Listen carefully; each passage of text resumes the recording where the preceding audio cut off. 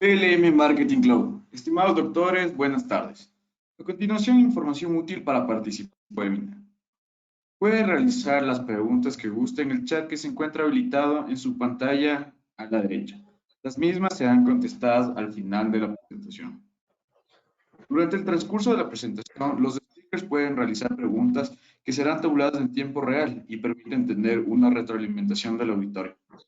Las preguntas aparecerán en su pantalla y cuentan con un tiempo de aproximadamente 1 minuto para responder. Esperamos disfrute de la presentación. A continuación, el doctor Santiago Guzmán, director médico regional Gedeón Richter. Muy buenas tardes con todos, queridos amigos, asistentes, colegas. Es un placer tenerlos nuevamente con nosotros para este nuevo webinar, sí, dentro de todo este nuevo espectro que estamos manejando y que nos estamos conduciendo y en la nueva normalidad que estamos viviendo. Para mí es un gusto y un honor presentar esta tarde el tema general de menopausia en cuarentena. Para esto hemos invitado a 3 conocidos profesores de 3 ciudades distintas de nuestro país. En orden de participación, quiero hacer la presentación del doctor Peter Chedraui, quien nos va a presentar el tema sintomatología de la menopausia. El doctor Chedraui, PhD, es médico ginecobstetra, médico tratante del Hospital de la Mujer Alfredo Poulsen. Es director del Instituto de Investigación en Salud Integral de la Universidad Católica de Guayaquil. Es past presidente de la Sociedad Ecuatoriana de Climaterio y Menopausia. Es editor en jefe del Gynecological Endocrinology, revista oficial de la Sociedad Internacional de Endocrinología y Ginecología. Y es editor asociado de Climaterio, revista oficial de la Sociedad Internacional de Menopausia. A continuación, vamos a revisar por parte del doctor Wellington Aguirre. Él nos va a hablar el contexto de protección ósea en la menopausia. El doctor Aguirre, muy conocido en el país, es un especialista en ginecología obstetricia por la Universidad Nacional Autónoma de México, especialista en endocrinología ginecológica y obstetricia por el Instituto Mexicano de Seguridad Social, es fellow del Colegio Americano de Ginecología Obstetricia, ACOG, académico de número de la Academia Ecuatoriana de Medicina, ginecólogo del Hospital del Día de la Universidad Central del Ecuador y ginecólogo del Hospital Axis en Quito. Para finalizar la tarde, vamos a tener la intervención del doctor Hernán Neira desde Cuenca, quien nos hablará de la protección cardiovascular. El doctor Hernán Neira es ginecólogo mastólogo por la Universidad de Buenos Aires, representante de la zona B-FLACIN, Federación Latinoamericana de Asociaciones de Climaterio y Menopausia, es instructor del curso de colposcopía IPSEP y ARC, Federación Internacional de Patología Cervical y Colposcopía, y el Centro Internacional de Investigación sobre el Cáncer. Además, es fellow del Colegio Americano de Ginecología, experto latinoamericano de climaterio y menopausia, y tratante, ex jefe del Departamento de Ginecología y Obstetricia del Hospital del Río de Cuenca. Hechas las presentaciones y dándoles la bienvenida a todos, muchísimas gracias, queridos amigos, Peter, Wellington, Hernán. Quiero desearles el mayor de los éxitos con sus exposiciones. Vamos a dar el paso a nuestra primera presentación. Viene desde Guayaquil, ¿sí? Doctor Peter Chedraui, por favor, el auditorio es completamente suyo. Solicito a los demás apaguemos la cámara y micrófono. Muchas gracias. Gracias, Santiago. Gracias, compañeros, a todos los colegas que nos están escuchando. Para mí es un honor participar en este tipo de situaciones, digamos, de webinar que son muy importantes para la actualización. Vamos a hablar ahora sobre los síntomas de la menopausia y manejo en tiempos de COVID. Como ustedes saben muy bien, el climaterio abarca un periodo amplio que está dividido por la menopausia entre perimenopausia y posmenopausia, durante el cual existe la presentación de diversas sintomatologías que, en fin y al cabo, lo que provoca es una alteración, de mejora de la calidad de vida de la mujer que transita esta etapa de menopausia, en el cual disminuye la secreción de estrógeno ovárico.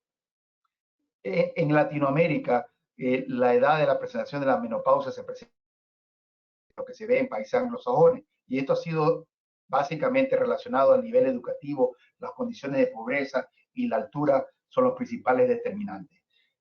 A lo largo de la disminución de la secreción de estrógeno existen manifestaciones a corto y largo plazo. A corto plazo como los sofocos, alteraciones del sueño cognitivo, alteraciones depresivos, y progresivamente se va produciendo trastornos urogenitales, cardiovasculares, de osteoporosis, y la parte cognitiva también se afecta a largo plazo.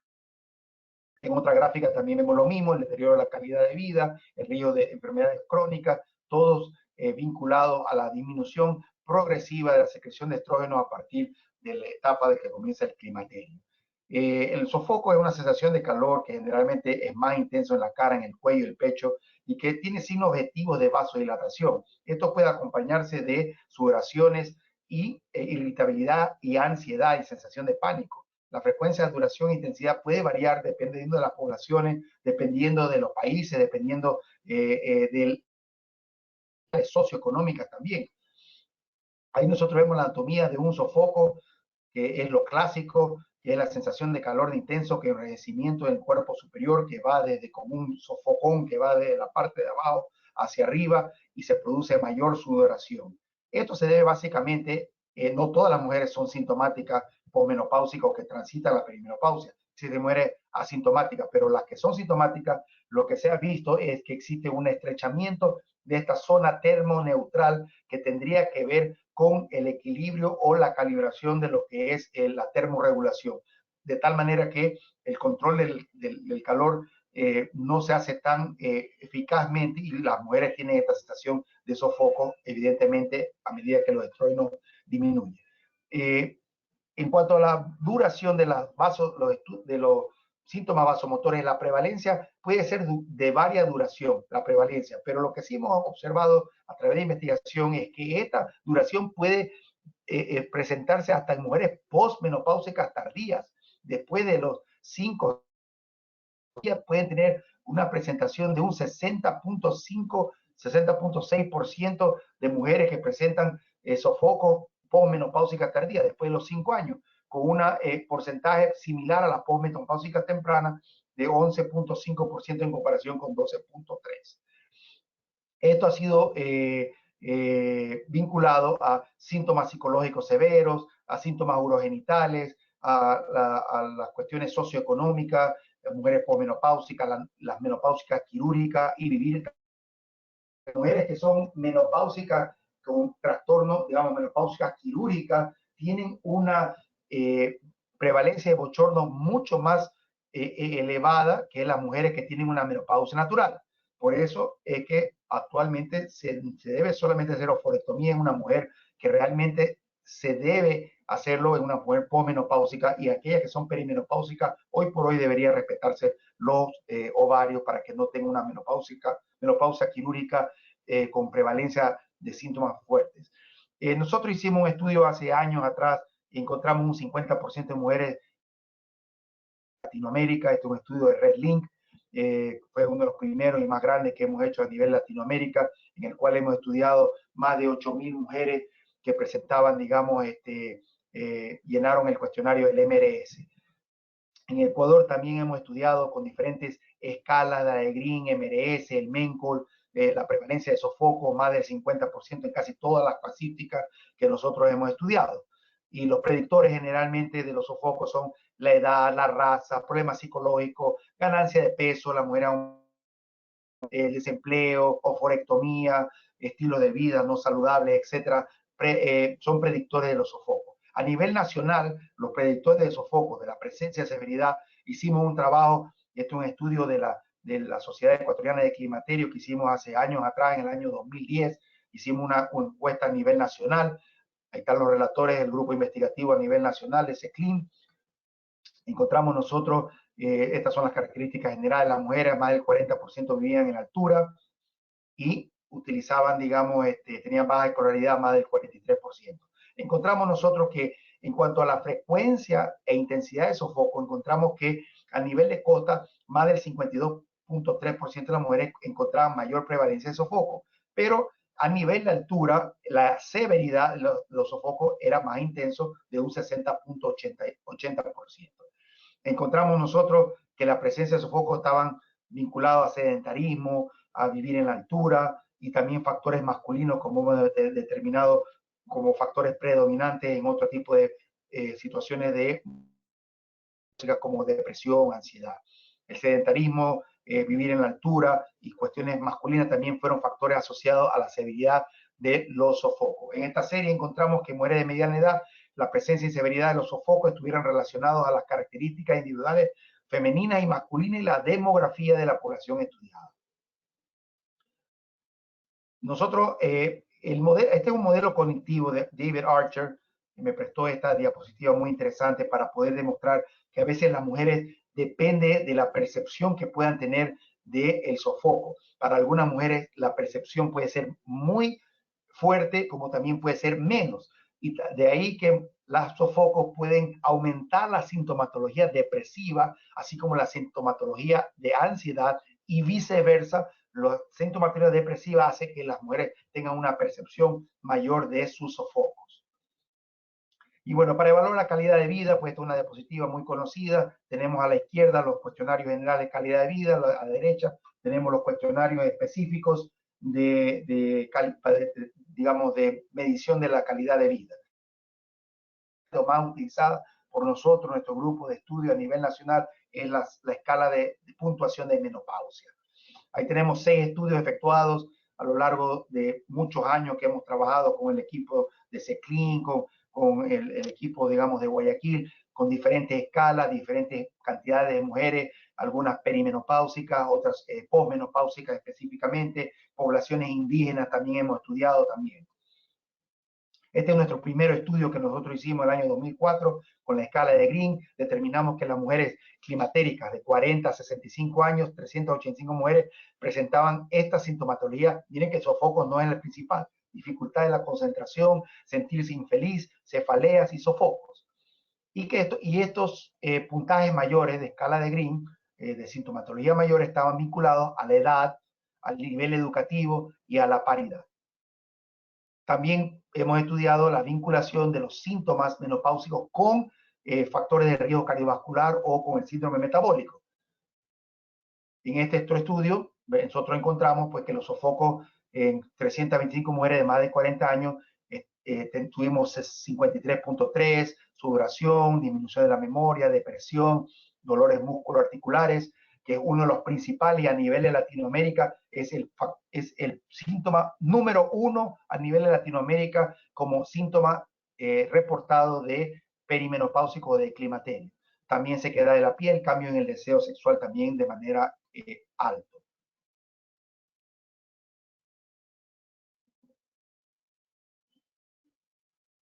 El deterioro de la calidad de Latinoamérica, en este estudio, el que hicimos de Red Link, determinamos que más del 50% tienen un deterioro de la calidad de vida determinado con la escala de menopausia del rating scale, en el cual vemos nosotros que Chile tiene un deterioro de la calidad muy elevado. Y nosotros me acuerdo que en esta publicación dijimos que la urbanización muy progresista de Chile podría ser uno de los factores involucrados.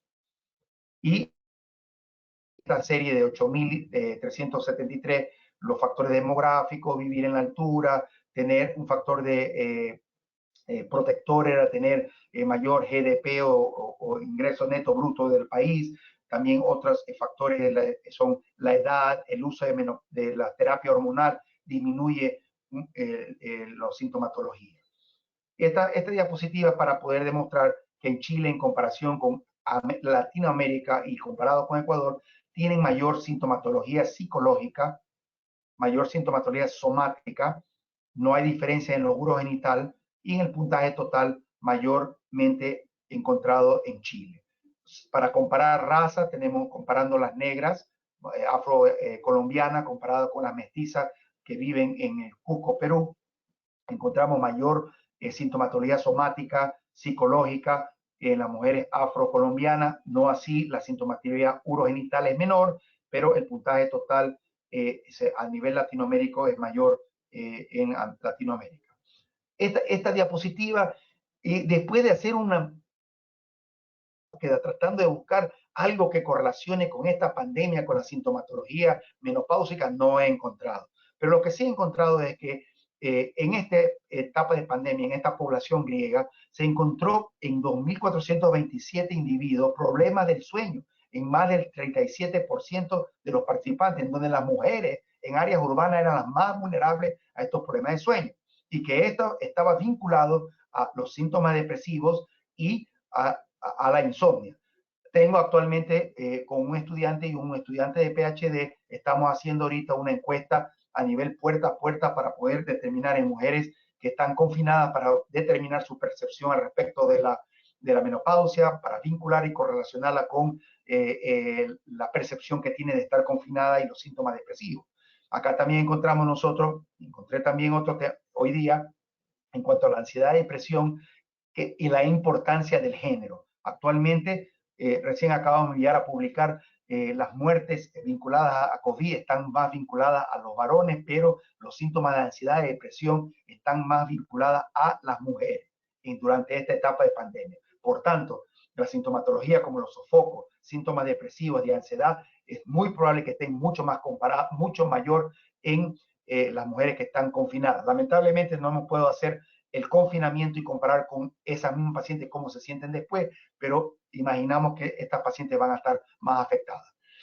Bueno, las opciones de tratamiento, para hacer un boceto rápido de las mujeres perimenopáusicas, ustedes saben que tenemos los clásicos: terapia hormonal, los estrógenos, progestágenos, las terapias combinadas. No es objeto de esta conferencia ahondar en cada una de estas, pero tenemos otras posibilidades terapéuticas, como ustedes ven, recomendaciones de estilo de vida, muy importantes en esta etapa. Hace años atrás publicamos con el doctor Luchito, con Patricia, hicimos una publicación de por qué motivo las mujeres no utilizaban terapia hormonal, y entre los factores el cumplimiento era bajo, menos del 2%, y uno de los factores principales era el ingreso económico, el estatus y el nivel de información que tienen las mujeres sobre terapia hormonal. Esto es muy importante porque ahora que estamos en la etapa de los webinars y estar haciendo, digamos, charlas de Zoom, también sería bueno también invitar mujeres que sean usuarias para poder informarles sobre los beneficios que puede tener la terapia hormonal.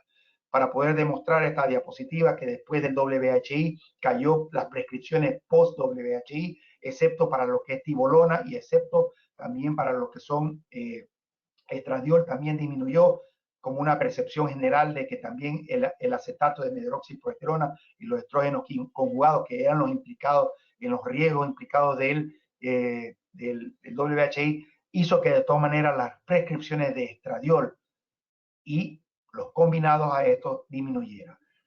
Esta es una diapositiva, no quisiera ahondar tanto en ella, pero lo que sí quisiera rescatar de lo que actualmente gobierna IMS es que se debe utilizar una terapia hormonal con la dosis más baja, favorecer la terapia transdérmica, progestágenos naturales, e incentivar cambios de estilos de vida que correlacionado con este tipo de ajuste con respecto al uso de terapia hormonal pueda tener un impacto positivo en la calidad de vida de las mujeres pomenopáusicas. A nivel de Latinoamérica, con los estudios RedLink que hemos demostrado, así como el Ecuador, que el uso de terapia hormonal evidentemente va a disminuir o a mejorar la calidad de vida, disminuyendo la sintomatología. Las opciones de tratamiento, ahí ustedes tienen, sea combinado, dependiendo si tiene estrógeno, si tiene útero o no, si no solamente estrógeno, si ya no tiene útero. Y los beneficios del transdérmico están relacionados básicamente a evitar el metabolismo del primer paso y lograr concentraciones de estradiol mucho más efectivas con dosis más bajas, y además que tiene otros beneficios que ustedes muy bien lo saben sobre los diferentes parámetros de coagulación.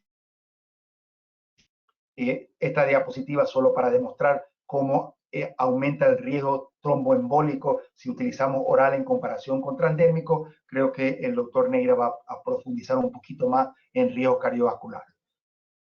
Lo mismo, casi prácticamente aquellas que utilizan un tratamiento transdérmico, el riesgo tromboembólico es similar a las que no utilizaron ningún tipo de estrógeno. Ahí están las otras ventajas de una administración transdérmica: la disponibilidad mayor, menor efectos sobre la coagulación, sobre los factores de inflamación, que son hoy por hoy en lo que tiene que ver con riesgo cardiovascular. Y esto es lo que hoy día justamente teníamos una reunión de EMAS con el directorio y Antonio Cano me dice, oye, tenemos un paper que recién estamos por publicar y acabamos de recibir una carta de la sociedad italiana que no estaba de acuerdo con algunos de los lineamientos. Voy a solamente mencionar que este paper básicamente indica que debe favorecerse el uso de transdérmico en este tiempo de las mujeres que estén infectadas o que tienen sospechas de COVID. Voy a pasar esa diapositiva un poco rápido porque Enar me dijo que va a ahondar un poquito más en estos algoritmos con respecto a mujeres que están confirmadas con COVID y que están utilizando o que estaban utilizando terapia hormonal. Entonces voy a obviar estas diapositivas para que Hernán pueda ahondar un poquito más en esto de aquí.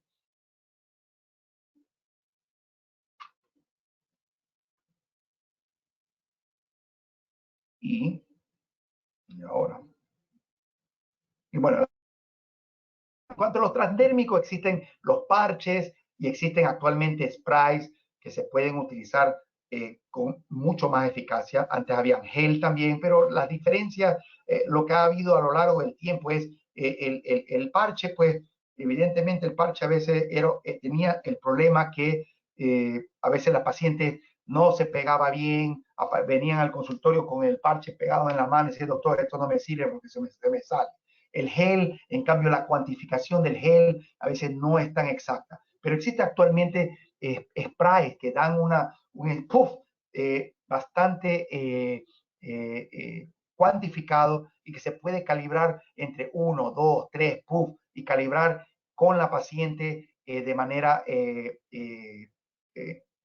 digamos, de manera pulsada. Después de un mes de evaluación se puede calibrar si quiere uno bajar la dosis, aumentarla. Y este tipo de spray nos da una mínima fluctuación diaria con niveles mejores o más óptimos de estradiol. Hay menos frecuencia de dermatitis alérgica y se puede dosificar y calibrar cada mes de acuerdo a cada paciente y de acuerdo a la sintomatología que presenta. Quiero, antes de terminar, invitarlos, y Dios quiere y permita que podamos ir a Europa de nuevo, invitarlos para el Congreso de Florencia de la EMAS, el 13º Congreso Mundial de el Europeo de Menopausia y Andropausia, que se llevará a cabo en el 5 al 7 de mayo del 2021 en la ciudad de Florencia. Quien preside nuestra sociedad europea es Antonio Cano actualmente. Los invita personalmente. Hoy mandado un saludo a todos los ecuatorianos para que asistan al Congreso. Yo le agradezco mucho por estar presente y damos paso pues a los siguientes ponentes. Muy bien, muchísimas gracias, querido Peter. Excelente tu ponencia. Vamos a dejar las preguntas todas para el final, así es que en este momento invitamos al doctor Wellington Aguirre. Por favor, si puedes prender tu cámara. Contactamos contigo con el tema protección ósea. Bienvenido, querido Wellington, el auditorio es tuyo.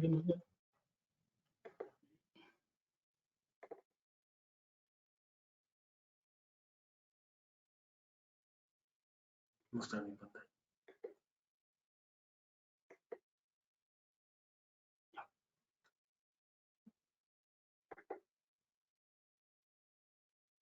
¿Listo?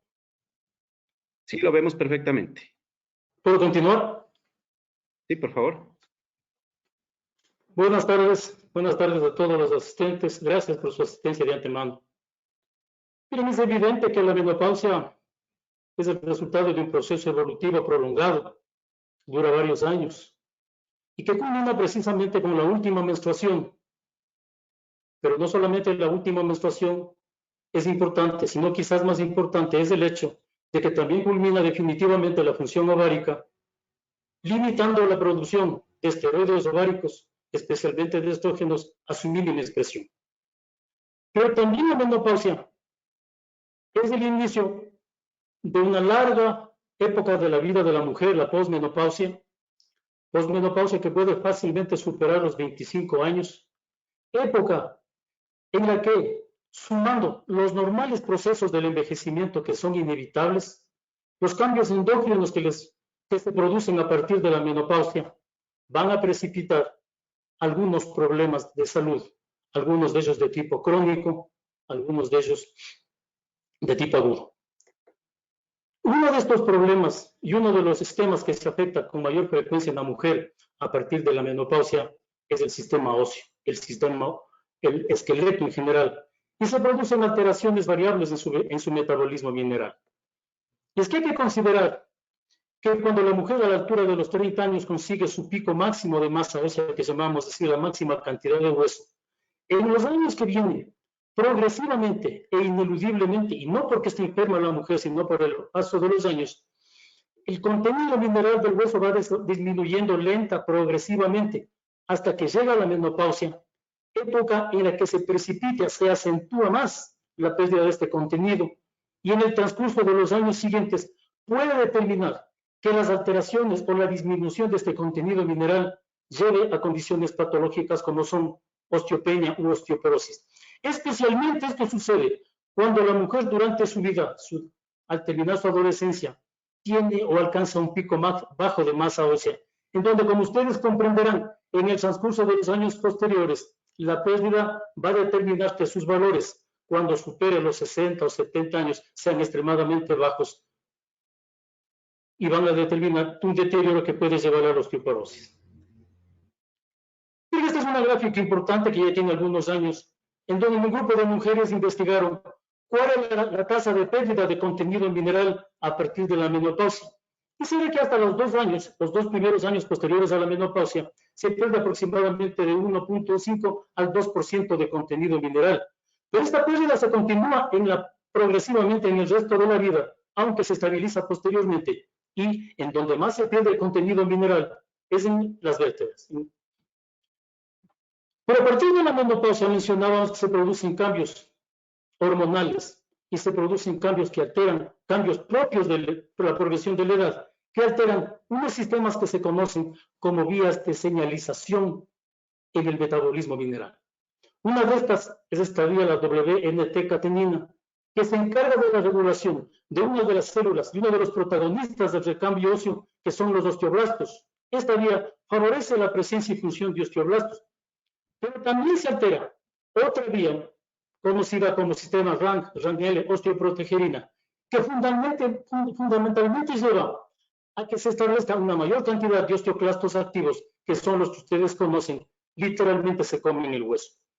Estos cambios que se producen por la carencia de estrógenos, por la carencia de hormonas sexuales, van a determinar que en el microambiente óseo, en las lagunas de resorción, en donde se produce activamente el recambio del hueso, tanto las células, como son los osteoclastos, como los osteoblastos, modifiquen su funcionamiento, modifiquen su cantidad, pero también se produzcan modificaciones de grado variable en una serie de elementos hormonales, como prostaglandinas, factores de crecimiento, citoquinas, mioquinas, que en definitiva acarrean a que se produzca un imbalance en el remodelamiento óseo, es decir, en la formación y en el mantenimiento del hueso, predominando la resorción sobre la formación, lo que en un determinado momento, conjuntamente con algunas alteraciones en el metabolismo mineral, como son una disminución en el calcio, una dieta, disminución que suele darse en las personas cuando vamos entrando en año,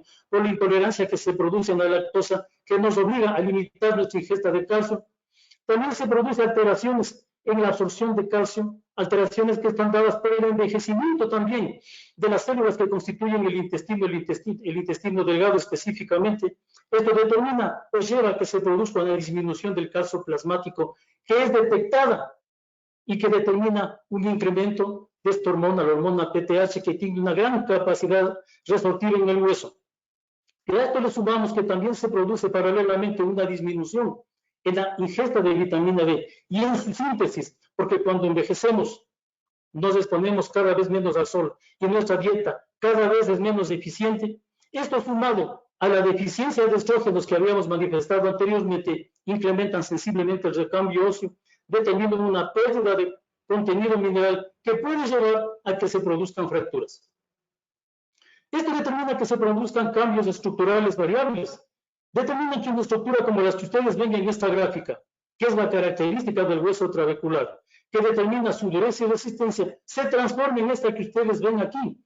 Y más aún, van a determinar que se produzca una cantidad de microfracturas, como las que vemos en estas magníficas microfotografías, que definitivamente disminuyen la resistencia, la dureza del hueso, y van a llevarnos a sus consecuencias, que puede ser la fractura. No estoy diciendo que todas las mujeres que tienen osteoporosis necesariamente tienen que fracturarse, pero es indudable que la mujer que tiene alteraciones en su contenido mineral, en la estructura de su hueso, son más susceptibles a la presencia de fracturas cuando sufren traumatismo. Fracturas que en orden de frecuencia en las mujeres se presentan a nivel del antebrazo, a nivel de la columna vertebral y finalmente a nivel de la cadera, que es desafortunadamente la que más mortalidad y morbimortalidad acarrea.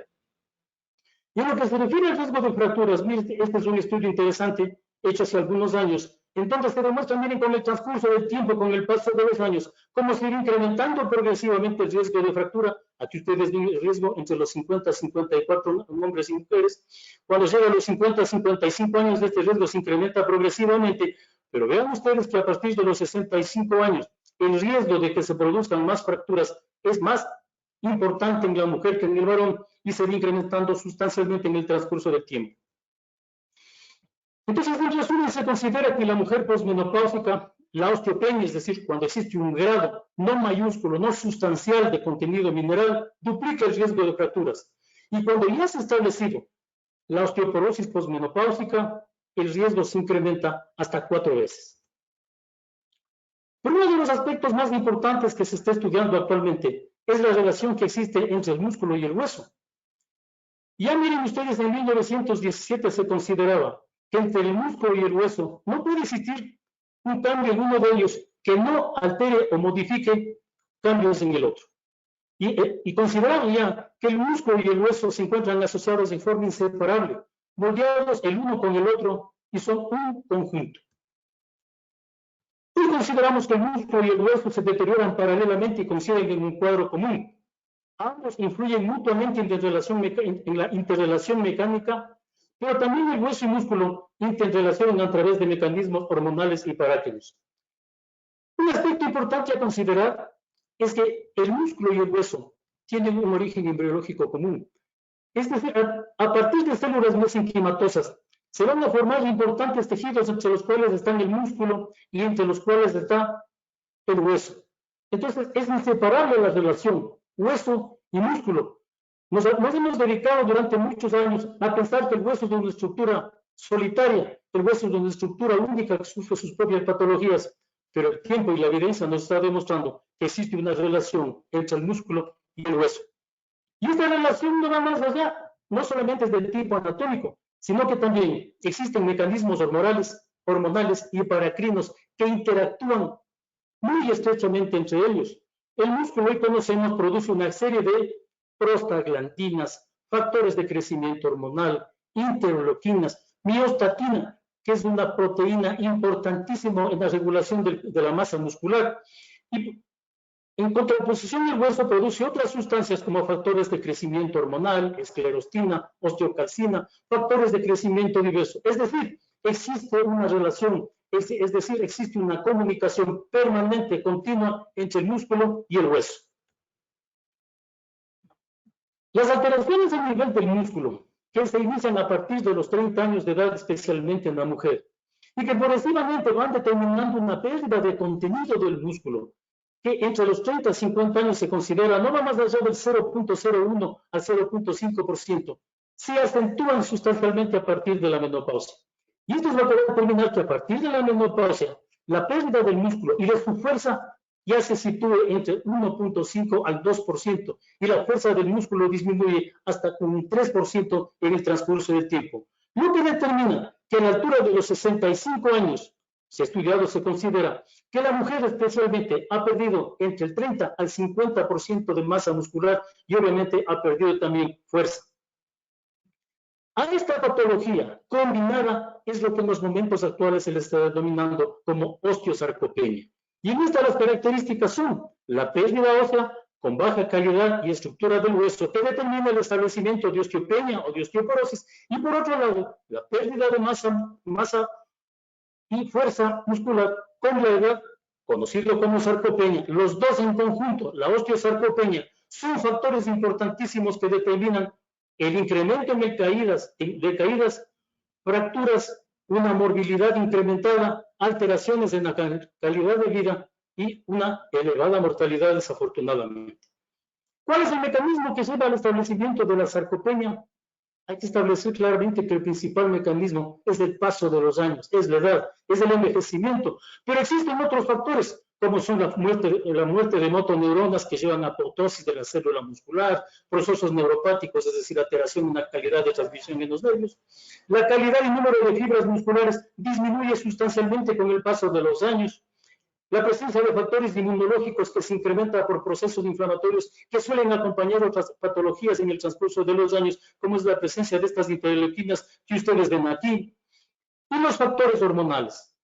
Cuando la mujer ha pasado la menopausia, disminuye la producción de andrógenos, disminuye la producción de testosterona, disminuye la producción de estrógenos, que tiene una participación que hasta hace poco no conocíamos en la disminución de la masa muscular, disminuye la hormona del crecimiento y los factores de crecimiento sin insulina, y se incrementa esta sustancia, que es la miostatina, que tiene efectos dirimentes en el crecimiento y desarrollo muscular, se incrementa a partir de la menopausia y curiosamente limita el desarrollo y crecimiento de la fibra muscular. Pero también contribuye a la osteosarcopenia los cambios en el estilo de vida. Dejamos de hacer actividad física. Tenemos factores nutricionales adversos, no nos alimentamos correctamente, como en estas épocas no nos hemos estado alimentando correctamente. La anorexia en algunas pacientes por otros problemas patológicos, el envejecimiento, ya lo mencioné, y la deficiencia de vitamina D, a la que se da una gran importancia en el establecimiento de la sarcopenia. Y en definitiva, disminuye el tamaño de la fibra muscular y de la masa muscular en todo el cuerpo. Entonces, ¿qué es lo que sucede? Cuando se altera el hueso, cuando existe un hueso defectuoso, lleva a un músculo defectuoso. Y viceversa, cuando el músculo se altera, cuando se establece sarcopenia, existe un músculo defectuoso, se altera el hueso, se altera el contenido y la estructura del hueso. ¿Qué determina esto? Si tenemos una paciente que de por sí con el paso de los años ya tiene alteraciones en el contenido mineral del hueso y alteraciones en su estructura, si a eso se suma por la sarcopenia un incremento en el riesgo de caídas, indefectiblemente la consecuencia es un incremento en las caídas y en las fracturas. ¿Qué debemos hacer en estas pacientes? En estas pacientes es menester que hagamos un examen físico cuidadoso. De norma lo hacíamos en las mujeres, lo debemos hacerles en las mujeres posmenopáusicas. Necesariamente tenemos que hacer una adecuada evaluación cognitiva para saber en qué condiciones está la mujer. Una evaluación nutricional es importantísimo, a veces se nos olvida. Una revisión para saber qué medicamentos está tomando. Algunos medicamentos, especialmente de tipo psicotrópico, pueden incrementar el riesgo de caídas. Una evaluación de la marcha, existen escalas determinadas para saber cómo está la fuerza muscular de esta mujer, cuál es su reacción. Una evaluación del equilibrio, la evaluación de actividades en casa para saber si no tiene factores de riesgo para caídas. Y cuando nosotros sospechemos o encontremos que existen lo que ustedes conocen como factores de riesgo para osteoporosis, debemos hacer una evaluación diagnóstica. Y la principal evaluación diagnóstica en los momentos sexuales, la herramienta con la que contamos es la realización de una densitometría ósea. Una densitometría ósea que debe constar básicamente de dos puntos: una evaluación de la columna vertebral anteroposterior y cadera unilateral. No tiene sentido pedir una cadera bilateral. Y en esta, nosotros como profesionales de la medicina no debemos valorar el fantoma, que es lo que hacen generalmente las pacientes o algunos médicos que desconocen del tema, sino que debemos valorar los valores que nos remiten del valor T en la columna vertebral o el valor T en la cadera, que son en definitiva los que nos dicen en qué condiciones se encuentra esta paciente. También se utiliza en los momentos actuales un cuestionario diseñado para que nosotros clínicamente sospechemos si esta paciente tiene más riesgo de fracturas. Es el índice FRAX. Este índice, diseñado durante muchos años y que evalúa el riesgo de fracturas de cadera a 10 años, y de fracturas periféricas se alimenta de una serie de factores de riesgo como son los que ustedes ven aquí. La edad, que es el factor más importante para el deterioro de las estructuras óseas, y el sexo, la estatura, la fractura previa, los antecedentes, la toma de medicamentos, ya la existencia de otras fracturas o de osteoporosis secundaria y ingesta de alcohol. Y si es que la paciente llega a valores superiores al 3%, podemos sospechar de que esta paciente tiene mayor incremento para el riesgo de fracturas de cadera. Y eso justificará que nosotros profundicemos en la evaluación de esta paciente con otros exámenes complementarios. ¿Cuál es el tratamiento de la osteosarcopenia? El tratamiento no farmacológico está orientado a estimular el ejercicio físico. El ejercicio físico, antes pensábamos que era necesario únicamente para mantener un buen hueso. Aconsejábamos el ejercicio físico de contacto, porque por su efecto piezoeléctrico determina que no se pierdan minerales, que es productivo, que es positivo para el establecimiento del contenido mineral del hueso. Hoy conocemos que el ejercicio físico, si es que es posible, si es que la paciente puede hacerlo, si no tiene otras patologías concomitantes, el mejor ejercicio es el ejercicio con carga. Debemos recomendar una adecuada nutrición, es decir, que la paciente abandone hábitos nocivos, como son el fumar, como son el consumo regular de alcohol, como son una ingesta de proteína que va a determinar una mejoría en el contenido proteico del músculo y va a determinar también una mejoría en el contenido de colágeno del hueso. Y si el tratamiento o el diagnóstico de la paciente, nos lleva a que establezcamos que esta paciente ya tiene grados de osteopenia o de osteoporosis, pues nos veremos obligados a establecer un tratamiento farmacológico que debe estar siempre constituido por una adecuada cantidad de vitamina D. Se considera que una mujer sobre los 60 años debe tomar 1.200 unidades de calcio diariamente, más vitamina D. Y respecto a la vitamina D, lo que se aconseja es que mínimo sobre esta edad, sobre los 60 años, debe ingerir alrededor de 1.000 unidades internacionales diarias. Si ya la paciente amerita, nosotros debemos tener un juicio clínico. Terapia para osteoporosis, tenemos en los momentos actuales una importante cantidad de fármacos que nos sirven para detener el progreso de la pérdida de contenido mineral, para estabilizar a la paciente, para mantenerla en buenas condiciones, para evitar la fractura, pero debemos establecer con nuestras pacientes que la osteoporosis es una enfermedad que no tiene un tratamiento definitivo. Y cuando se trate cuando tengamos dificultades para el mantenimiento o para el tratamiento de la sarcopenia, se está utilizando, quizás de forma experimental, anticuerpos miostatina. El transcurso del tiempo nos dirá si estos fármacos son útiles o no para el mantenimiento de la masa muscular de la mujer que envejece. Y uno de los aspectos importantes de la mujer que tiene osteoporosis, una mujer que ya tiene sarcopenia, es la rehabilitación. Es la rehabilitación que tiene que ser establecida por un profesional competente que sepa de problemas de rehabilitación en mujeres con osteoporosis, con sarcopenia, y más aún si esta paciente ya ha tenido fracturas por osteoporosis. Una de las alternativas terapéuticas que se considera para el tratamiento de la osteosarcopenia es el tratamiento hormonal de la menopausia. Es decir, la administración de estrógenos o de estrógenos más una progestina cuando la mujer conserve su útero. Pero debemos seguir algunas normas para el establecimiento de esta terapia tan valiosa. Solo debe administrarse a mujeres sintomáticas con deterioro de su calidad de vida. Esto quiere decir que debemos administrar tratamiento a mujeres que tienen síntomas vasomotores de moderada a severa intensidad relacionados con la menopausia.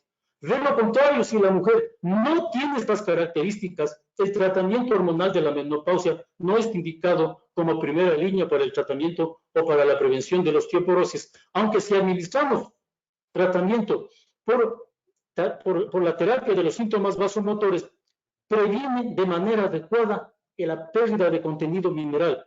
¿Cómo se demuestran en varios estudios? Miren, este es un estudio bastante añejo, en donde se administró estradiol por vía transdérmica. En una dosis extremadamente baja, 14 microgramos, y se valoró su efecto a nivel de la columna vertebral y a nivel de la cadera. Y vean ustedes cómo el transcurso del tiempo, respecto a los placebos, la línea cortada es los placebos, con la administración de esta dosis bajísima de estradiol, se incrementa el contenido mineral, no se pierde en la columna, y algo similar sucede en la cadera, en donde la ganancia de contenido mineral en el transcurso de 2 años supera sustancialmente a las mujeres que recibieron placebos. Y no solamente que con el tratamiento por vía transdérmica se consiguen mejorías en el contenido mineral del hueso, en la densidad mineral del hueso, sino que con todas las terapias, miren ustedes, por vía oral, por vía transdérmica, se consigue que rápidamente se incrementa el contenido mineral, como en esta experiencia, miren ustedes, de 2 a 4 años, y si continúa la terapia por tiempo más prolongado, este incremento es sustancialmente mayor. Hasta hace algún tiempo se desconocía si el tratamiento hormonal de la menopausia con respecto al hueso disminuía el riesgo de fracturas vertebrales y disminuía el riesgo de fracturas a nivel de cadera. Sabíamos que incrementaba el contenido mineral del hueso y sospechábamos que podía disminuir el riesgo de fracturas. Pues hoy existe ya evidencia absoluta, como se demuestra en este metaanálisis, que demuestra que el tratamiento hormonal de la menopausia está asociada con una reducción significativa de fracturas periféricas, fracturas de cadera y fracturas vertebrales. Y también, este es un estudio muy reciente, un estudio interesante realizado en la República de Corea, en donde se evalúa cuál es el efecto del tratamiento hormonal de la menopausia en la sarcopenia. Y se encuentra que en las mujeres que recibieron en forma sostenida tratamiento hormonal de la menopausia con estrógenos, fue asociada con un incremento en la masa muscular, con el mantenimiento de la misma, con una mejoría de la marcha y con un incremento en la fuerza. Como consideraciones finales, debo manifestar que las alteraciones en el contenido mineral y la microestructura del hueso son determinantes en la salud ósea en la mujer que envejece. Estos pueden alterarse significativamente a partir de la menopausia por el deterioro propio de la edad y la carencia crónica de hormonas ováricas, especialmente de estrógenos, aunque también tiene importancia la carencia de andrógenos. La sarcopenia es un cambio fisiopatológico a considerar siempre en el mantenimiento de la salud ósea. Y la terapia hormonal de la menopausia tiene indudables efectos benéficos en la salud ósea y en la sarcopenia cuando su empleo está justificado. Les agradezco por su asistencia y con gusto contestaré sus preguntas. Muchísimas gracias, querido Wellington. El tema ha sido fantástico, fabuloso. Ya tenemos bastantes preguntas que vamos a ir trabajando hacia el final. Queremos invitarles, recuerden que las preguntas se están haciendo vía chat, ¿sí? Así es que al final seguiremos contestando. En este momento vamos a invitar al doctor Hernán Neira, quien nos va a hablar del aspecto de protección cardiovascular en este contexto. Muchas gracias, querido Hernán, bienvenido desde Cuenca.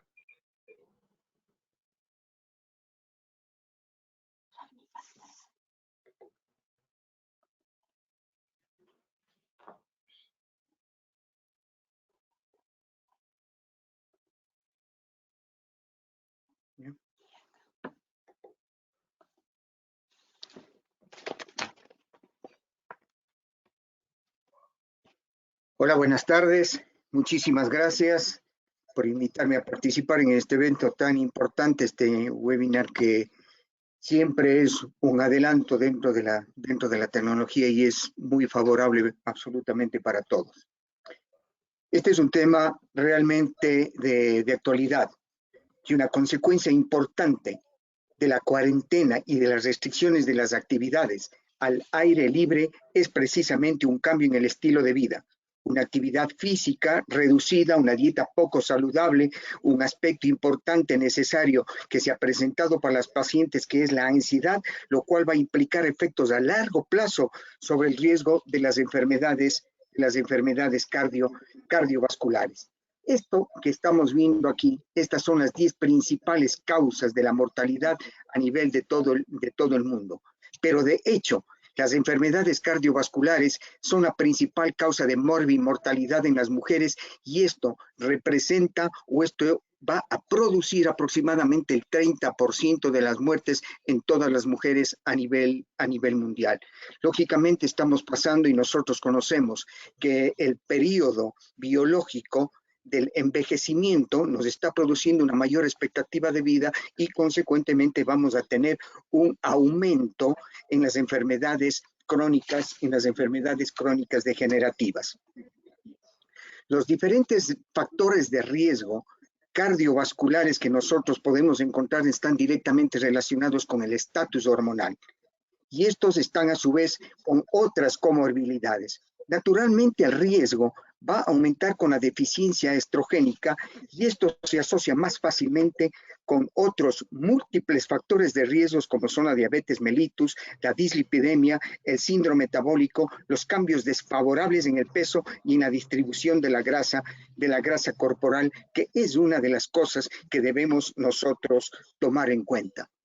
No cabe la menor duda que los estrógenos durante la vida reproductiva de la mujer son o producen efectos beneficiosos y protectores en la salud cardiovascular. Y esto porque da o porque tiene propiedades antiesteroscleróticas, propiedades antiinflamatorias. Generalmente está reduciendo el riesgo de las enfermedades cardiovasculares porque está en capacidad de detener el proceso de formación de placa aterosclerótica y modificación del perfil lipídico. Todas aquellas mujeres antes de la menopausia, en la premenopausia, tienen los valores mayores de HDL y menores de LDL en comparación con los hombres. Pero ¿qué sucede después de la menopausia? Esto se va a invertir. Además, otro de los efectos beneficiosos es a nivel del endotelio vascular y las células del músculo liso. ¿Y qué pasa posteriormente en la menopausia? Vamos a encontrar claramente una alteración de la vasodilatación mediada precisamente por el endotelio. Si nosotros estamos hablando que uno de los efectos importantes y causas de muchos problemas, sobre todo factores de riesgos cardiovasculares en la mujer, es el hipoestrogenismo, yo creo que es necesario pensar, vamos a administrar los estrógenos sabiendo, claro, que la mujer perdió hace algún tiempo los estrógenos naturales y tenemos que pensar siempre en sus estrógenos naturales. ¿Qué es lo que está sucediendo? Si nosotros vamos a administrar, creo que estos son protectores y tienen muchos efectos beneficiosos. Y uno de estos, precisamente la vasodilatación mediada por el óxido nítrico, que podemos observar aquí, en donde va a producir una disminución de los procesos inflamatorios y que al final vamos a tener una dificultad, no se va a producir una progresión de la placa ateromatosa y un efecto a largo plazo precisamente es la disminución de la aterosclerosis y la disminución de la lesión vascular, que son factores a tener en cuenta dentro de esto. Ahora, una de las situaciones necesarias para que nosotros nos planteemos antes de dar el tratamiento de la terapia hormonal de la menopausia es precisamente la importancia que debemos dar al paso hepático, que se mencionó algo hace un momento. ¿Qué pasa? Existe mayor concentración de los estrógenos a nivel de los hepatocitos y esto va a producir la estimulación de muchas proteínas del sustrato de renina, de la angiotensina, de las globulinas transportadoras de las hormonas sexuales, y por otra parte vamos a tener una afección de la síntesis de las proteínas ligadas al sistema cardiovascular, la fibrinolisis, influenciando el riesgo cardiovascular. Esto va a afectar también los niveles biomarcadores inflamatorios del PCR y los marcadores inhibidores. Ya dijo Peter hace un momento que podemos hacer una comparación de acuerdo a los diferentes resultados que hemos obtenido con los múltiples estudios o varios estudios para ver qué es lo que sucede con la administración de la terapia oral y la vía transdérmica. Y podemos ver como uno de los estudios, el estudio ESTER, en donde es un estudio multidisciplinario de casos y controles, en donde se pudo demostrar que existe un riesgo de tromboembolismo venoso de 4 veces más en relación a la utilización de la vía transdérmica. Y la vía transdérmica en todo caso va a ser más efectiva dentro de estas pacientes con este riesgo, precisamente porque va a producir o va a mejorar la función endotelial, la función de las características del endotelio, que se traduce por una reducción del procoagulante y también una disminución de los niveles sistémicos de moléculas de adhesión, que es una de las cosas importantes. También podemos ver que dentro de la parte transdérmica tiene otros efectos positivos, como es la vasodilatación mediada del ácido nítrico, pero también inhibe la enzima transformadora de la angiotensina. Y eso es muy importante.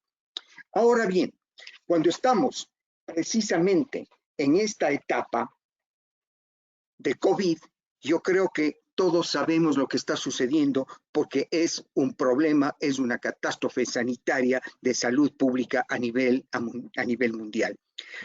Cuando estamos frente a las infecciones por COVID, ¿qué es lo que sucede? Yo creo que es muy importante saber que aquí a nivel de la membrana lipídica vamos a tener la proteína E, la proteína S y la proteína M. Esta tiene una gran afinidad por la enzima convertidora de la angiotensina. Cuando se va a producir la infección, tenemos diferentes manifestaciones de la enfermedad, que no la vamos a analizar. Pero lo que sí es necesario conocer que se pueden producir dos graves enfermedades. Y esto se produce porque hay un aumento de la respuesta inmune, y ese aumento de la respuesta inmune va a producir de una manera muy marcada una activación de los macrófagos. Y va a haber una activación, una hiperactivación de estos para que se produzca el síndrome de activación macrofágica. Y posterior a esto vamos a tener dos problemas importantes: la tormenta de las citoquinas con la liberación muy marcada de las interleuquinas. Pero por otra parte, y que está relacionado mucho con lo nuestro, se va a producir una alteración patológico a nivel de la trombina, produciéndose y reflejándose en la presencia de muchos procesos tromboembólicos que van desde una isquemia periférica, un tromboembolismo pulmonar y también una coagulación vascular diseminada. Si nosotros estamos frente a una paciente que está utilizando terapia hormonal de reemplazo, esto es lo que tenemos que hacer. Yo creo que todas las pacientes que me utilizan esta medicación de alguna manera van a tener un riesgo tromboembólico y nosotros somos los que vamos a manejar efectivamente como tenemos que hacer para realizar un protocolo bien establecido. Estamos analizando un protocolo establecido por estas diferentes sociedades españolas, como dijo Peter, que está siendo publicada ya en Maturitas y que es una publicación reciente. Si nosotros tenemos una paciente entonces, como podemos observar aquí, sintomática, con sospecha, sin test de COVID o un test dudoso y está utilizando terapia hormonal de reemplazo, vamos a analizar. Esta paciente tiene sintomatología COVID leve, por lo tanto, nosotros analizamos a la paciente, lo controlamos. Si está utilizando terapia hormonal oral, indudablemente lo vamos a cambiar a terapia hormonal transdérmica. Si creemos que es conveniente monitorizar y retirar la medicación, lo vamos a hacer. Ahora, por otra parte, si la paciente está tomando una medicación oral con estrógenos, progesterona o está tomando tibolona, podría continuar en caso de que sea necesario. Por otra parte, si la paciente tiene ya sintomatología respiratoria y está en control domiciliario, es necesario que retiremos la terapia hormonal y vamos a dar heparina de dosis profiláctica. Ahora, analizamos si la paciente necesita continuar por alguna razón con la terapia hormonal, vamos a cambiar necesariamente a transdérmica, y si está utilizando la otra medicación como la tibolona, es posible que continuemos sin ningún problema para el manejo correcto de estas pacientes. ¿Qué sucede? En cambio, si la paciente tiene COVID-19 confirmado con el test y está utilizando terapia hormonal de reemplazo, tenemos dos posibilidades. Y dentro de estas, si la paciente ingresa en condiciones no adecuadas al hospital, vamos a analizar y vamos a suspender totalmente la medicación con terapia hormonal. Pero dentro de esto también analizamos. Es posible que la paciente necesite seguir utilizando por sus síntomas, por sus características, la terapia hormonal. Es necesario entonces cambiar a vía transdérmica. Digo, cuando el caso no es grave. Por supuesto, si la paciente ya ingresó a cuidados intensivos y el estado es malo, suspendemos definitivamente. Yo creo que una de las cosas importantes que nosotros debemos notar aquí es que existen otros factores de riesgos como la diabetes, la hipertensión arterial y cualquier cardiopatía, que bajo estas condiciones la paciente no debe utilizar. Por otra parte, si la paciente con estas condiciones, con el test confirmado, está dentro de su domicilio, hacemos exactamente igual. Si tiene sintomatología de COVID, cambiamos la terapia hormonal a terapia transdérmica, pero si nosotros en un momento determinado, si tiene una patología mucho mayor, vamos a suspender la medicación o nos manejamos de acuerdo a la gravedad del caso para cambiar a una medicación de tipo transdérmica que nos facilita el manejo y el tratamiento de estas personas.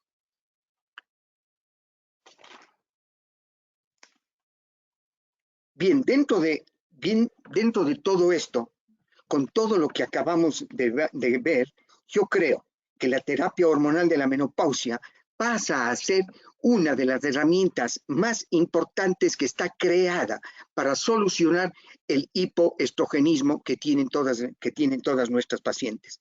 Los resultados de los últimos estudios observacionales y de los ensayos clínicos dan fe de la influencia positiva que tiene el tratamiento hormonal de la menopausia en estas pacientes y sobre los efectos cardiovasculares que estas pueden tener y que son sumamente importantes. Pero yo creo que dentro de esto tenemos que valorar un factor clave, determinante del defecto o del efecto de la terapia hormonal en estas pacientes, y es precisamente la temporalidad, es decir, la dependencia de la edad de la paciente y el momento de la iniciación del tratamiento, que es la llamada teoría de la sincronización, la hipótesis del tiempo o la ventana de oportunidad. ¿Qué es lo que está sucediendo dentro de esto? Nosotros vamos a ver que si medimos a la paciente de acuerdo a la edad y el momento de aparición de la menopausia, que se dijo anteriormente, aproximadamente 50, 51 años en el Ecuador, 49 años, vemos que ese es el tiempo inicial. Mientras más temprano iniciamos el tratamiento de la terapia hormonal, yo creo que estamos actuando sobre pacientes que tienen un sistema arterial y tienen un sistema endotelial posiblemente sano, de tal manera que el efecto va a ser positivo con la vasodilatación, con la disminución de los factores inflamatorios, y no vamos a tener la progresión de las placas ateromatosas. Este es el periodo ideal. Si iniciamos tempranamente el tratamiento de la menopausia desde los 50 hasta los 60 años de edad.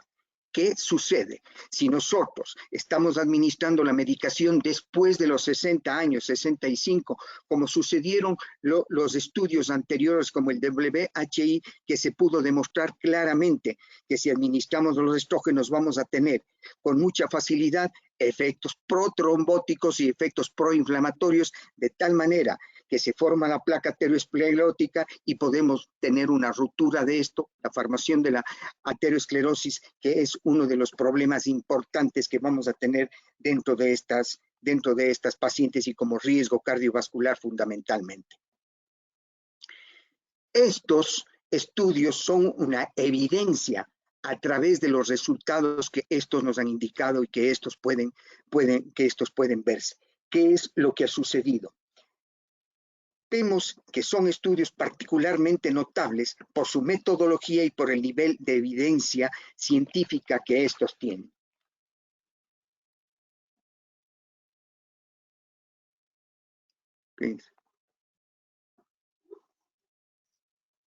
Perdón. Okay.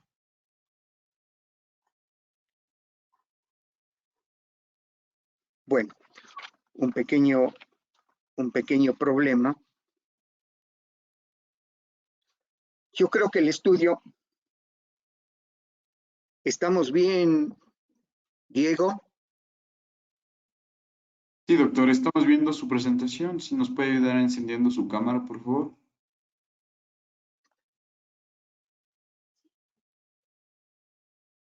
Perfecto, doctor. Muchas gracias. Digo que hay uno de los estudios importantes, que es el estudio Vanelsky, y que incluyó precisamente un tratamiento en forma temprana de estas pacientes.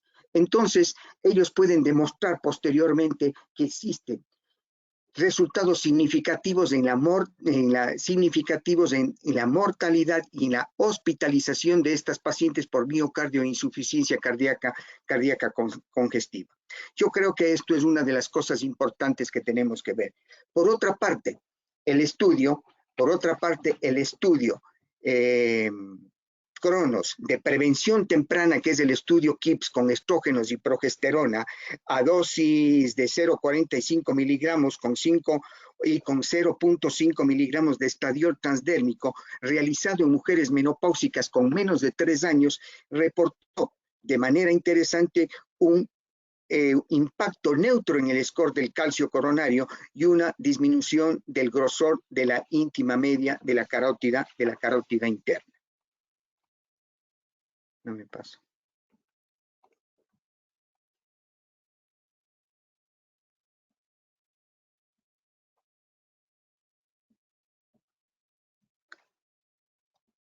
Bien, el estudio élite que analiza el efecto del estrógeno de 1 miligramo de estradiol y del placebo en 2 grupos. Un grupo en mujeres de menos de 6 años, en mujeres en donde tienen menos de 6 años indudablemente, y otro grupo en donde las mujeres tienen más de 10 años de menopausia. Se pudo encontrar que se demuestra una reducción del grosor de la íntima media de la arteria carotidia en las mujeres jóvenes y sin cambios en el grupo de mayor edad, que confirman que el momento que inicia el tratamiento con estrógenos es importante para influir en la progresión de la enfermedad coronaria. Yo creo que este es uno de los datos importantes en base a los estudios realizados para poder ver el efecto que tiene sobre el riesgo cardiovascular. ¿Qué es lo que está pasando dentro de este estudio Cochrane? En las mujeres con menos de 10 años de menopausia, el uso de terapia hormonal de reemplazo con y sin progesterona mostró una reducción de la mortalidad por todas las causas del 30% y mostró una disminución del riesgo cardiovascular, de la mortalidad en el 48% de los casos, que son datos necesarios para poder analizar y ver lo que está sucediendo dentro de las pacientes en cuanto al beneficio que da la medicación en cada una de ellas. Dentro de las conclusiones, yo creo que ya se manifestaron y es en base de lo que dice la IEMS y lo que dice la NAMS. La menopausia es un factor de riesgo independiente de enfermedad cardiovascular. La terapia iniciada en la menopausia temprana en mujeres sanas han demostrado ejercer un efecto de prevención primaria de enfermedades cardiovasculares. No está indicado el inicio de terapia hormonal después de los 60 años solamente como prevención primaria de enfermedad cardiovascular y la terapia hormonal no se recomienda, teniendo como única indicación la protección cardiovascular primaria y secundaria. Que quede claro esto, ya lo dijo anteriormente Wellington, las indicaciones específicas de la medicación de la terapia hormonal es para los síntomas vasomotores, vamos a utilizar para los síntomas geniturinarios por una vía adecuada y para el hipoestrogenismo prematuro que se presenta dentro de estas pacientes y que es muy importante que analicemos. La terapia hormonal entonces, al final las conclusiones, debe ser definida, debe ser más bien dicho modificada ante un diagnóstico de COVID-19 y ante una paciente con menopausia, con COVID-19 con empleo simultáneo de la terapia hormonal, se cambiará a la vía transdérmica como le habíamos dicho anteriormente. Luego de la cuarentena es necesario un especial asesoramiento sobre el estilo de vida saludable y la modificación de la dieta de cada una de estas pacientes, que creo que es uno de los puntos importantes en cada una de ellas. Finalmente, después de esta catástrofe, vale la pena mencionar lo que dice esta joven escritora española, Elvira Sastre. La vida es frágil, pero la actitud y el amor nunca se rinde, siempre resiste. Solo hay que cambiar los empujones violentos por los avances enérgicos, los pasos hacia atrás por impulsos adelante. cambiar lo desmoronado por nuevos paisajes. Por lo tanto, tenemos que cambiar, ver el futuro con optimismo y poder ser para poder vivir con plenitud. Muchas gracias.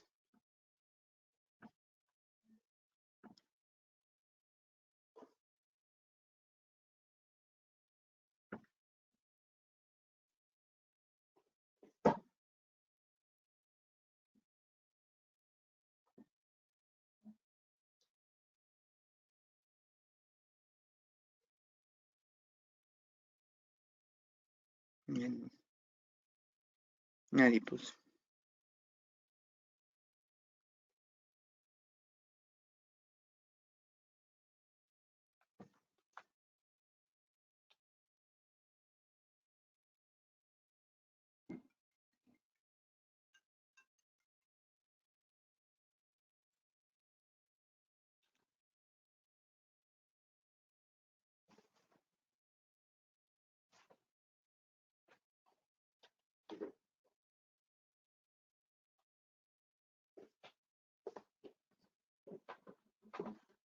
Mil disculpas, me tenían silenciado.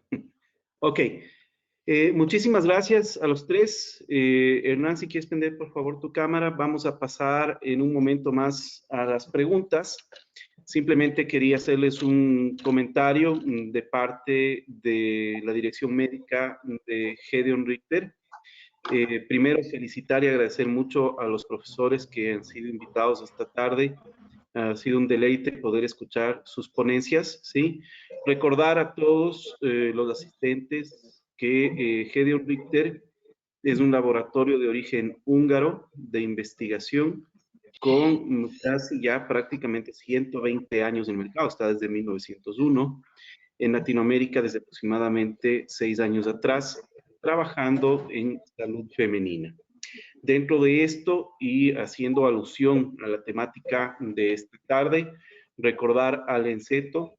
El enceto es estradiol transdérmico, ¿sí? Y nosotros realmente es único en el mundo y quisiéramos tenerlo siempre en sus mentes. Se encuentra ya completamente en todas las farmacias, así es que pueden utilizarlo con total confianza. Recordar la línea hormonal con Sibila, Dinosdes, Macetinil, Estradiol, Tejaniac de Soquestel de 0.075, está también ciclofémina, medroxiprogesterona inyectable, y Rigevidón, Levonorgestrel, Macetinil, Estradiol, un clásico de siempre. Bien, pasada esta parte, que es también muy importante, quisiéramos empezar con la ronda de preguntas. Doctor Peter Chedraui, nos dicen, en mujer climatérica de 58 años, que nunca tomó anticonceptivos, que no tiene síntomas ni signos climatéricos, ¿debería darle tratamiento hormonal? Bueno, climatérica no puede ser posmenopáusica. Ya, posmenopáusica, el periodo de climaterio es todo el periodo. Posmenopáusica es una fase de climaterio. Pero si una mujer posmenopáusica que ya no tiene sintomatología, pues realmente yo discreparía de utilizar terapia hormonal. Reemplazo ya a una mujer que de pronto ha dejado de menstruar más de 5 años, posiblemente 10.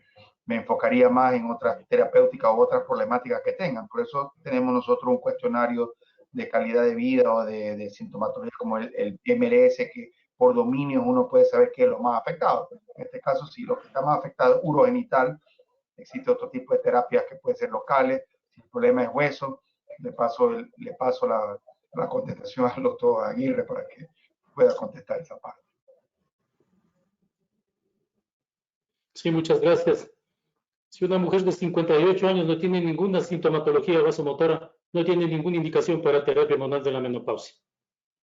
Correcto.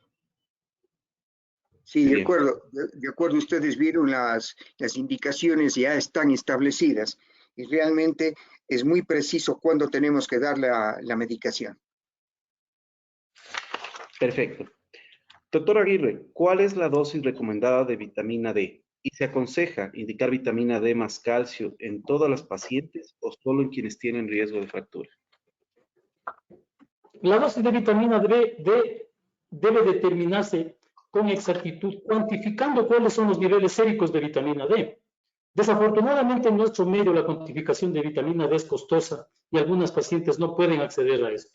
En términos generales, se considera que cuando la mujer tiene niveles adecuados de vitamina D y sobre los 55, 60 años, una dosis de 1000 miligramos diarios de vitamina D tiene una utilidad suficiente, es la cantidad que se debe dar. Cuando existen niveles disminuidos de vitamina D, cuando tenemos menos de 30 miligramos de vitamina D a nivel plasmático, debemos incrementar la dosis con unas tablas matemáticas que tenemos hasta normalizar los niveles circulantes. En cuanto al calcio, el calcio a partir de la menopausia se recomienda dar de 800 a 1000 miligramos.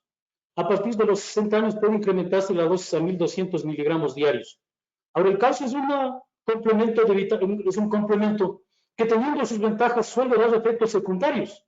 Y en esos casos uno tiene que ser más cauto e incrementar las dosis, porque si no las pacientes abandonan, una gran cantidad de pacientes abandonan el calcio por los efectos secundarios, y nosotros más bien debemos procurar administrar una dosis adecuada en algunos componentes de la dieta. Cuando la mujer tolera los lácteos, podemos o debemos darle lácteos. Cuando no los tolera, debemos buscar otras alternativas y utilizar un calcio que cause el menor número de efectos secundarios, especialmente gastrointestinales, como es el citrato de calcio. Muy bien, muchísimas gracias. ¿Alguien quiere acotar algo sobre esto? No, la importancia de la vitamina desde todo punto de vista. Nosotros sabemos que tienen otro tipo de efectos que no solamente es el óseo a nivel de la vitamina D, e inmunológicamente también, sobre todo en esta época de COVID, yo creo que hay que hacer un análisis estricto de la deficiencia que pueden haber tenido estas pacientes durante la cuarentena para que esto se vaya solucionando, y si podemos administrar vitamina D, qué mejor desde todo punto de vista en relación a los efectos no óseos que tiene. Perfecto. Yo solamente aquí quiero hacer una puntualización, discúlpeme. Se está vendiendo la idea de que altas dosis de vitamina D puede tener efectos beneficiosos en el sistema inmunológico, y esto puede prevenir la contaminación con el COVID-19. Esta es una falacia. Esto no se debe propender en los medios científicos. No existe ningún estudio que demuestre fehacientemente que la vitamina D tiene una participación directa incrementando el sistema inmunológico de la mujer. Entonces debemos ser cuidadosos en las cosas que hacemos. Cuando administramos vitamina D, está perfecto para mejorar el hueso de la paciente, está perfecto para mejorar la sarcopenia de la paciente, pero de ahí a vender la idea de que puede ser beneficioso para otros aspectos, la realidad es diferente. Yo concuerdo con el doctor Aguirre con respecto a bien, que quede realmente claro, porque no había manifestado que la vitamina D es precisamente para el COVID, bajo ningún punto de vista. Yo creo que estamos viendo todos los otros aspectos que rodean a la cuarentena, en donde creo que es necesario analizar ese punto de vista. Perfecto. Peter, ¿querías comentar algo? Colateralmente a lo que dijo el doctor Aguirre, la vitamina D está en boga ahora para poder apoyar, ¿verdad? No hay, pero la gran mayoría de los metaanálisis sí apuntan a que mejora, digamos, la fuerza muscular, la parte de dinapenia, que es importante, y claro, podría tener un efecto positivo ahora que las mujeres están, la disminución de la actividad física está muy mediada, y que de repente el ejercicio, más el calcio, más la actividad física, más vitamina D, podría tener un efecto positivo en lo que es sarcopenia y dinapenia, lo que es fuerza muscular. Pero igual, hay estudios contradictorios, y lo que sí prima, lo que dice el doctor Aguirre, es hacer las cuantificaciones para poder saber cuál es el estatus de vitamina D de cada paciente. Muy bien, muchas gracias. Doctor Neira, ¿cuál sería el riesgo en pacientes con insuficiencia venosa crónica que necesiten terapia hormonal en menopausia?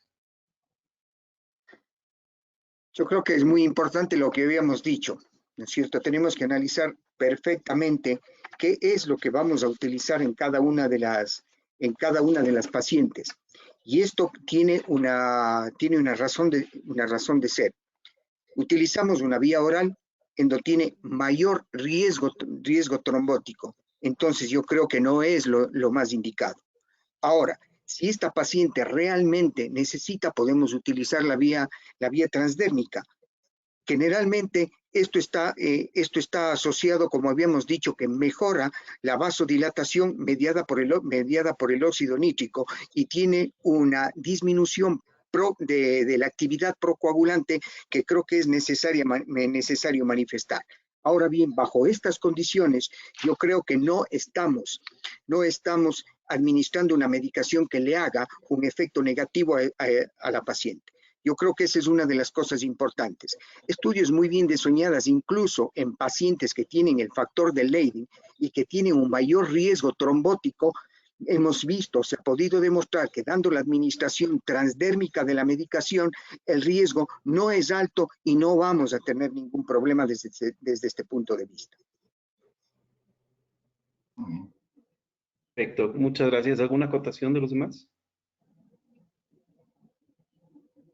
En realidad la vía transdérmica, sea con parches o sea con aerosoles como los que ustedes tienen, nos ha quitado un peso de encima, ha limitado las alteraciones en el sistema coagulatorio de la mujer y nos ha permitido que en dosis bajas y con el cuidado debido nosotros podamos administrar un tratamiento hormonal de la menopausia para el control de los síntomas vasomotores, reitero, en mujeres que tienen problemas de varices grado 1, inclusive grado 2, que tienen algunos antecedentes de problemas tromboembólicos, porque es indudablemente la mejor terapia que existe para el control de los síntomas vasomotores. Y tenemos que comprender que los síntomas vasomotores son los que más alteran o modifican la calidad de vida y la mujer busca desesperadamente que se le dé algún tratamiento que controle estos molestos síntomas.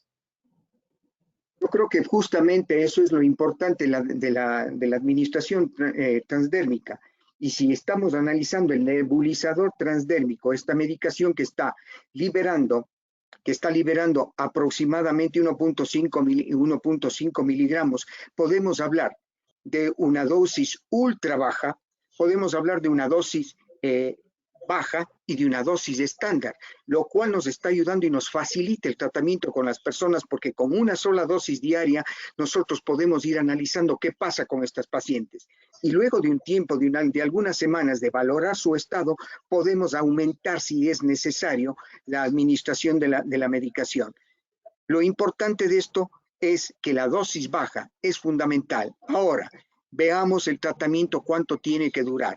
Y esto va a depender del análisis de cada una de las pacientes cuando nosotros vayamos valorando paulatinamente todos sus sistemas, el sistema metabólico, el sistema trombótico, para ver si continuamos o no con la medicación. Perfecto. Había justamente una pregunta sobre eso. ¿Cuánto tiempo se debe mantener una terapia hormonal en menopausia una vez que hemos decidido utilizarla?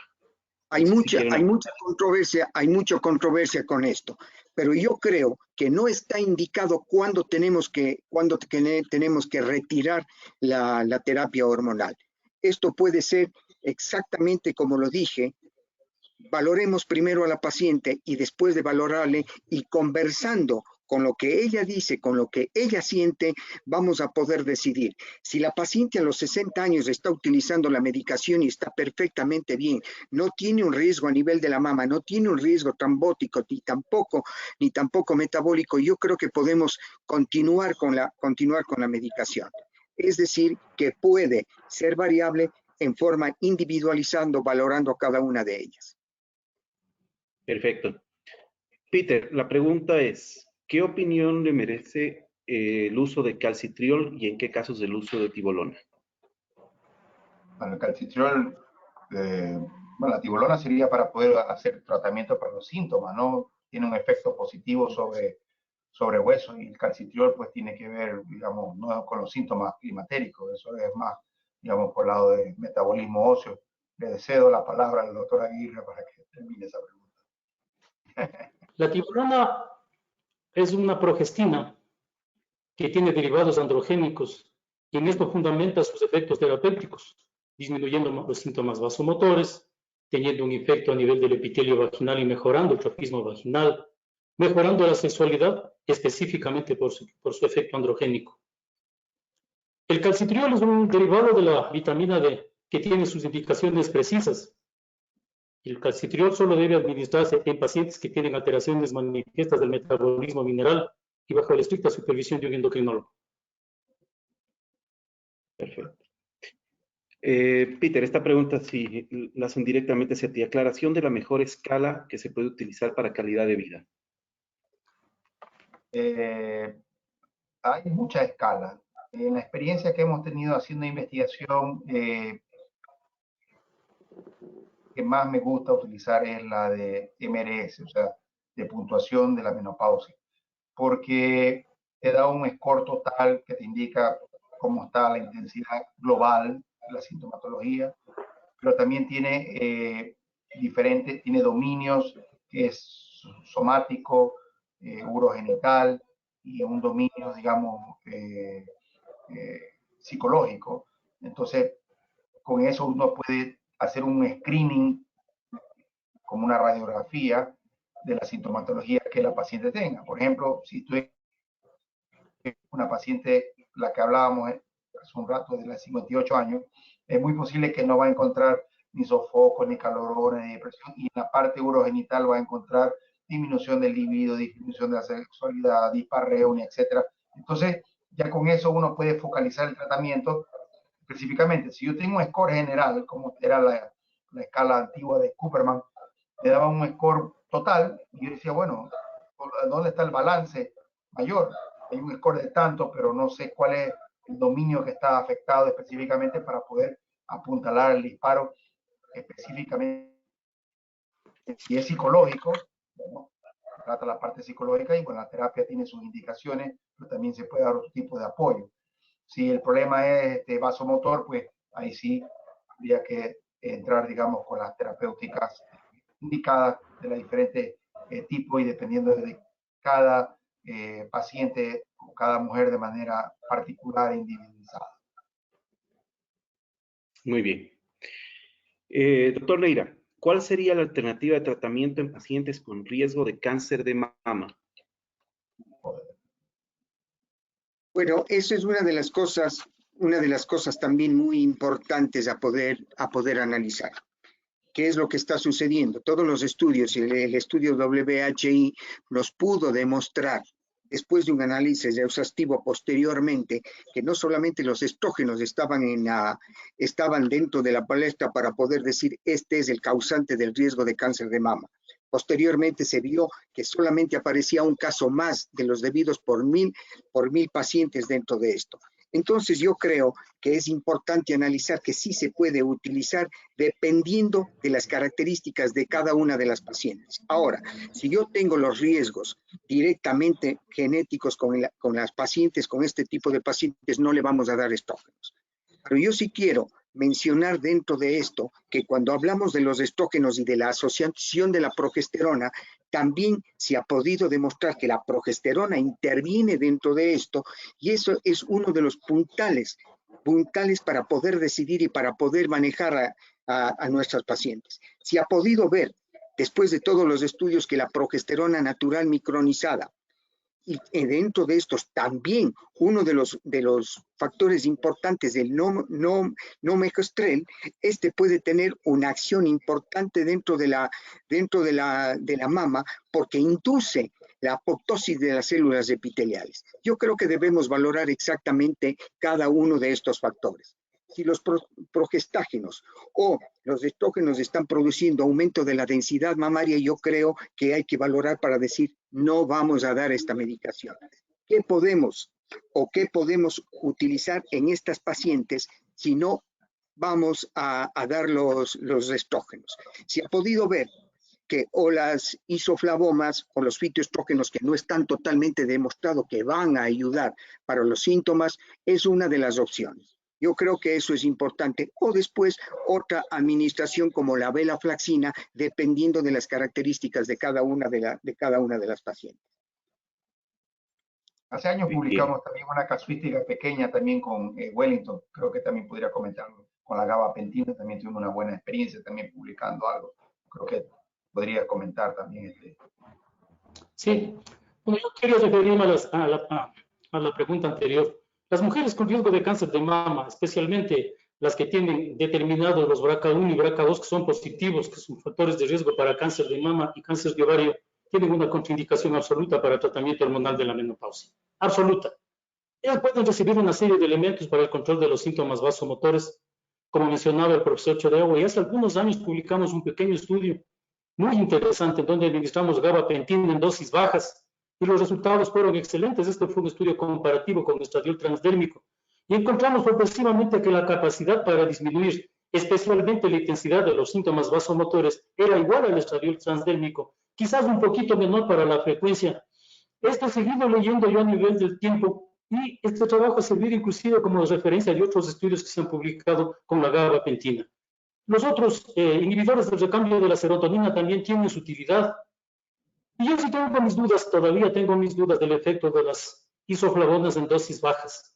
Las isoflavonas tienen efecto en el control de los síntomas vasomotores cuando les vamos subiendo las dosis. Y cuando les vamos subiendo las dosis, los riesgos inherentes al uso de estrógenos también se van incrementando. Eso hay que aclararle a la paciente. Muy bien. Wellington, ¿cuál es la edad adecuada para realizar la densitometría a mujeres que no tienen factor de riesgo para osteoporosis? La Sociedad Internacional de Densitometría dice que la primera densitometría debe realizarse en una mujer a partir de los 65 años de edad, cuando no tiene factores de riesgo. Cuando la mujer tiene factores de riesgo, recomiendan que se realice al llegar a la menopausia. ¿Cuáles son los factores de riesgo más importantes? Los factores de riesgo más importantes son la edad. Siempre insistiré que el factor de riesgo para las enfermedades crónicas es la edad, es la herencia, es decir, tener una madre con osteoporosis, tener un hábito breve, la piel blanca y ingerir medicamentos, entre ellos los glucocorticoides, que puede utilizar la paciente para otras patologías que se presentan con el paso de los años. Entonces, cuando la paciente tiene factores de riesgo, una densitometría a partir de la menopausia.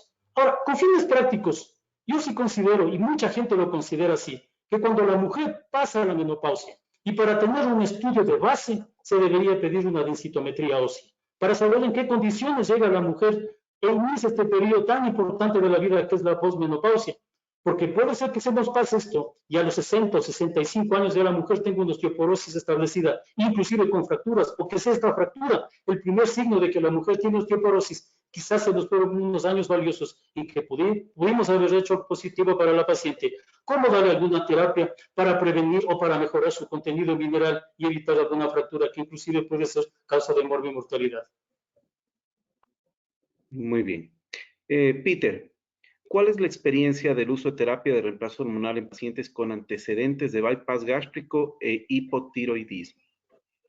No tengo la menor experiencia, yo no te podría contestar respecto a eso, pero habría que centrarte en cuáles son los factores. Sí. Básicamente la obesidad. En el caso de la obesidad, pues es algo controversial. Se sabe que, digamos, eso es un factor de riesgo, pero hay que ver qué otras comorbilidades podría tener una paciente, si es diabética, hipertensa, y esas son las que realmente son factores no tanto limitantes para usar terapia hormonal, pero habría que puntualizar un poquito en qué caso específicamente es lo que uno quiere utilizar. Creo yo que ese es básicamente el punto, ¿no? Muy bien. Hernán, uso de estatinas durante la terapia hormonal en menopausia. Y yo creo que si se ha podido demostrar que con el uso de las estatinas no hay ningún problema porque estamos ayudando para que mejore todo el perfil lipídico y la paciente puede tener una evolución favorable, siempre bajo control, y la administración sobre todo de la medicación transdérmica, porque precisamente esta interviene favoreciendo el metabolismo de los lípidos y posteriormente el metabolismo de la glicemia. Bien. En este aspecto quiero ser claro, mire, para la prevención cardiovascular de una mujer, aparte de mejorar los estilos de vida, que haga ejercicio físico, que tenga un peso adecuado, que tenga una dieta baja en grasas, las estatinas son la primera herramienta que tenemos en los momentos, la primera y la única herramienta que tenemos para prevención cardiovascular. Inclusive lo que se utiliza en los varones, la administración de aspirina, ha demostrado que en la mujer es infinitamente inferior en cuanto a la prevención de infartos al miocardio. Por eso es que los cardiólogos utilizan, sin dudarlo, las estatinas. Los cardiólogos jamás utilizan terapia de reemplazo hormonal para prevención cardiovascular. Perfecto. Wellington, para diagnóstico de osteoporosis, ¿necesitamos solicitar calcio iónico o calcio total? Discúlpame, repíteme la pregunta, un ruido aquí en casa. Para diagnóstico de osteoporosis, ¿es necesario solicitar calcio iónico o calcio total? El diagnóstico de osteoporosis no se hace por los contenidos de calcio. El diagnóstico de osteoporosis se hace por densitometría ósea. y por disminuciones en el contenido mineral. La cuantificación de calcio, sea iónico o calcio total, se hace con otros fines. Perfecto.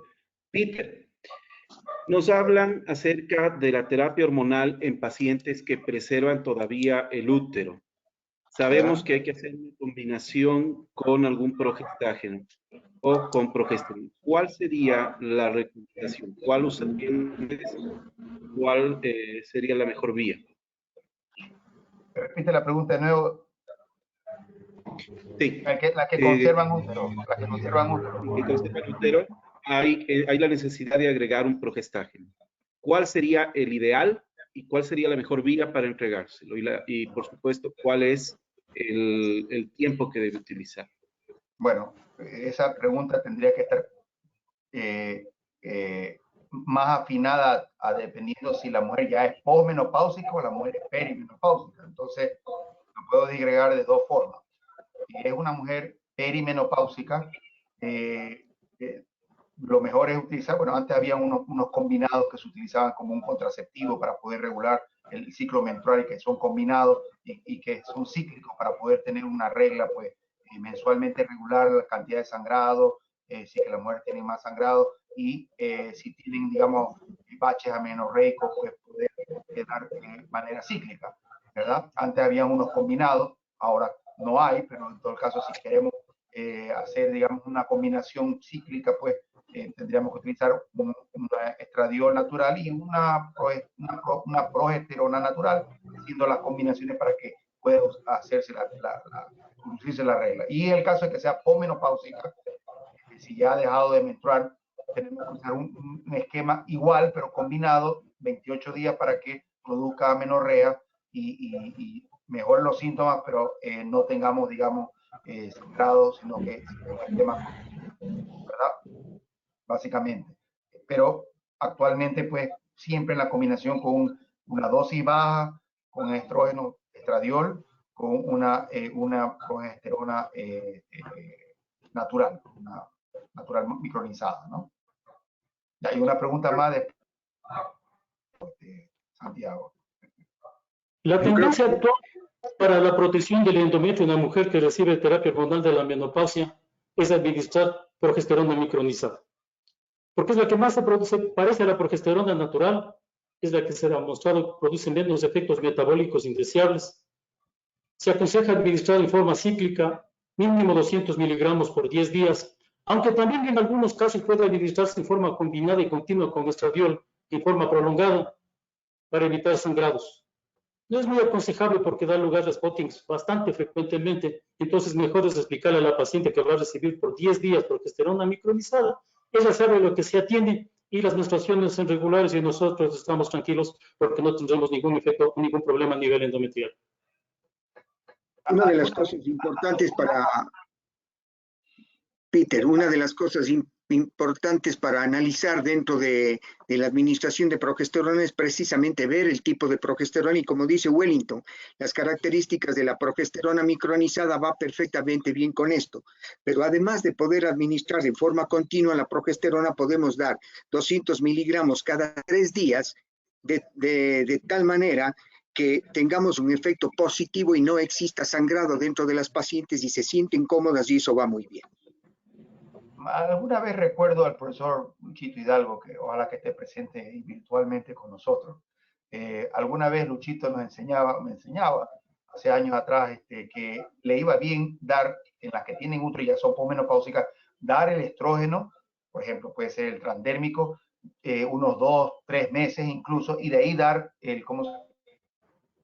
para antagonizar y evitar pues, que haya hiperplasia endometrial, y le iba muy bien para no tener ese tipo de spotting y tener, maximizar el efecto del estradiol. En alguna época el doctor me comentaba eso, que le iba muy bien. Esa era su experiencia, ¿no? La comparto con los demás. Espero que Luchito esté ahí escuchándonos. Es verdad. Es verdad. Perfecto.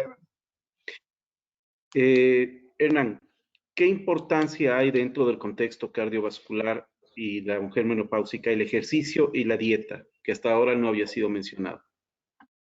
Eso había mencionado, que uno de los problemas precisamente es que hay menos actividad.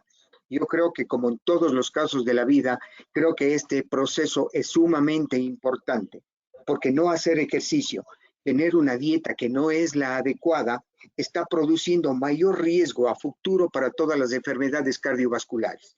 Yo creo que estaba indicado que es necesario 150 minutos de aerobios en cada una de las pacientes durante el día para que esto evolucione perfectamente bien.